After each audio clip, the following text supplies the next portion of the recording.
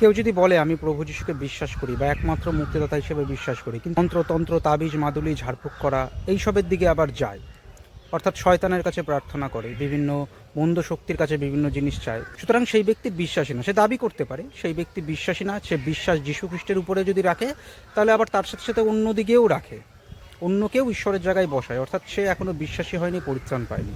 যারা প্রভু যিশুতে বিশ্বাসী হিসাবে দাবি করে কিন্তু মরিয়মের কাছে প্রার্থনা করে, স্বর্গদূতের কাছে বা অন্য কাউকে ঈশ্বরের সমান করে, পিতা পুত্র পবিত্র আত্মায় এক ঈশ্বর, যীশু খ্রিস্ট একমাত্র মুক্তিদাতা, এই এক ঈশ্বরের সমান অন্য কাউকে হৃদয় করে, তাহলে তারা বিশ্বাসী না। তারা দাবি করলেও তারা বিশ্বাসী না।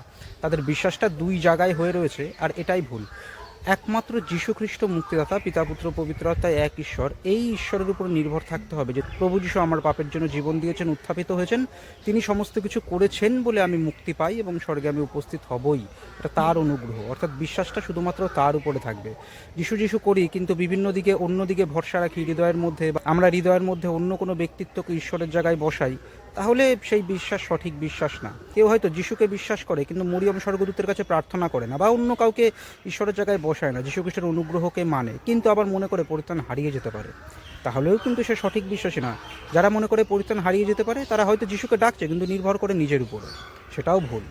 অর্থাৎ আমরা যিশুকেই একমাত্র মুক্তিদাতা হিসেবে মানব, পিতা পুত্র পবিত্র আত্মায় এক ঈশ্বরেই বিশ্বাস করব, অন্য কাউকে তার জায়গায় বসাবো না। পরিত্রাণ ধরে রাখতে হয়, না হারিয়ে যায়, এরম বিশ্বাস করে নিজের উপরে ভরসা রাখবো না, শুধুমাত্র তার উপরে নির্ভর করব, এটিই সঠিক বিশ্বাস।